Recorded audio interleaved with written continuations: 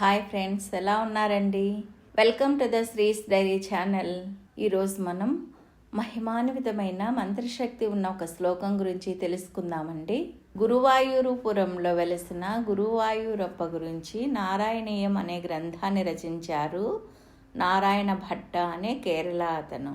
కంచి పరమాచార్య స్వామి శ్రీ శ్రీ శ్రీ చంద్రశేఖరేంద్ర సరస్వతి స్వామివారు ఎటువంటి అనారోగ్యం ఉన్నా ఈ శ్లోకాన్ని రోజుకు 18 సార్లు 41 రోజుల పాటు చదివితే ఆరోగ్య సమస్యలన్నీ తొలగుతాయని చెప్పారు. స్వామివారే అలా చెప్పారంటే సాక్షాత్తు శ్రీ కామాక్షిదేవి చెప్పినట్లే కదండి. ఈ శ్లోకం చదివేటప్పుడు ఆహార నియమాలు ఏమీ లేవు, పూజ సమయంలోనే చదవాలి అని కూడా ఏం లేదనమాట.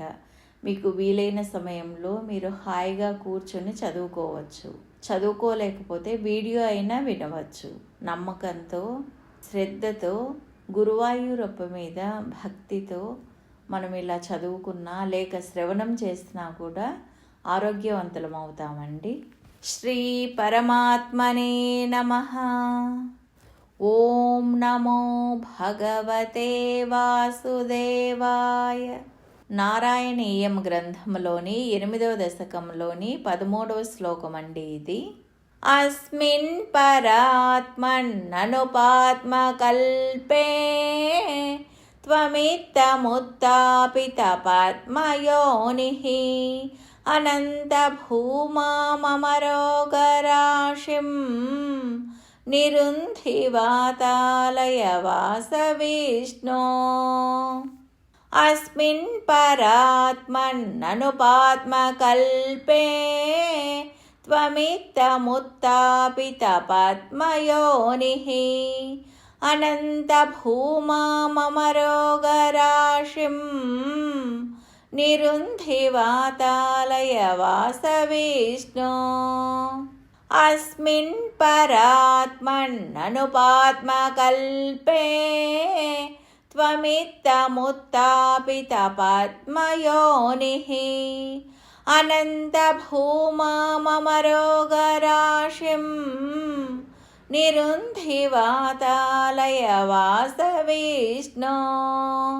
అస్మిన్ పరాత్మన్ననుపాత్మకల్పే త్వమిత్తముత్తాపిత పద్మయోనిః అనంత భూమామరోగరాశిం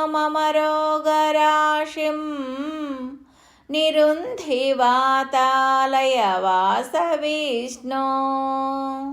అస్మిన్ పరాత్మన్ననుపాత్మకల్పే త్వమిత్తముత్తాపిత పద్మయోనిః అనంత భూమామరోగరాశిం నిరుంధి వాతాలయ వాస విష్ణో.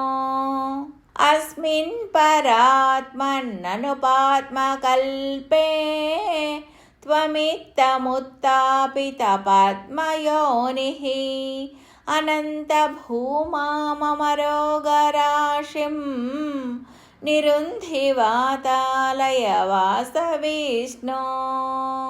అస్మిన్ పరాత్మన్ననుపాత్మకల్పే త్వమిత్తముత్తాపిత పద్మయోనిః అనంత భూమామరోగరాశిం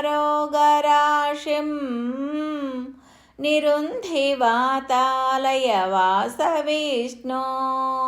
అస్మిన్ పరాత్మన్ననుపాత్మకల్పే త్వమిత్తముత్తాపిత పద్మయోనిః అనంత భూమామరోగరాశిం నిరుంధి వాతాలయ వాస విష్ణో. అస్మిన్ పరాత్మన్ననుపాత్మకల్పే త్వమిత్తముత్తాపిత పద్మయోనిః అనంత భూమామరోగరాశిం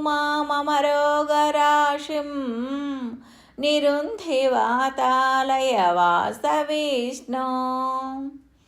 అస్మిన్ పరాత్మన్ననుపాత్మకల్పే त्वमित्तमुत्तापितपद्मयोनिः अनन्तभूमाममरोगराशिं निरुन्धि वातालयवासविष्णो अस्मिन् परात्मन्ननुपात्मकल्पे त्वमित्तमुत्तापितपद्मयोनिः अनन्तभूमाममरोगराशिं निरुन्धि वातालयवासविष्णो अस्मिन् परात्मन्ननुपात्मकल्पे त्वमित्तमुत्तापितपद्मयोनिः अनन्तभूमाममरोगराशिं निरुन्धि वातालयवासविष्णो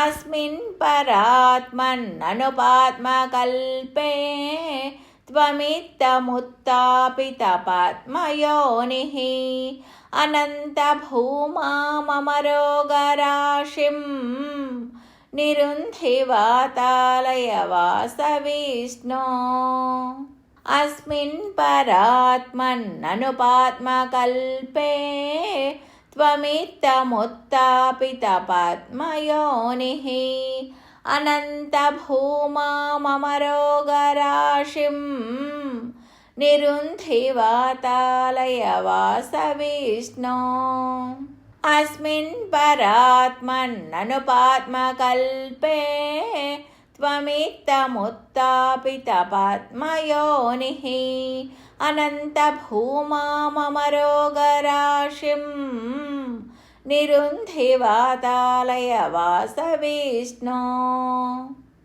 अस्मिन् परात्मन्ननुपात्मकल्पे त्वमित्तमुत्तापितपद्मयोनिः अनन्तभूमाममरोगराशिं निरुन्धि वातालयवासविष्णो अस्मिन् परात्मन्ननुपात्मकल्पे त्वमित्तमुत्तापितपद्मयोनिः अनन्तभूमाममरोगराशिं निरुन्धि वातालयवासविष्णो अस्मिन् परात्मन्ननुपात्मकल्पे त्वमित्तमुत्तापितपद्मयोनिः अनन्तभूमाममरोगराशिं निरुन्धि वातालयवासविष्णो కృష్ణ.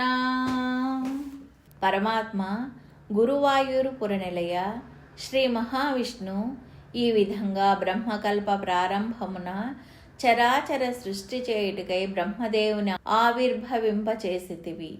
ఈ విధంగా అనంతమైన మహిమలున్న శ్రీకృష్ణదేవ, నీవు దయతో నా రోగములనన్నిటినీ పోగొట్టుము సుమా. యదక్షరపదభ్రష్టం మాత్రాహీనంతు యద్భవేత్ తత్సర్వం క్షమ్యతాం దేవ నారాయణ నమోస్తుతే. Bye friends, see you in the next video.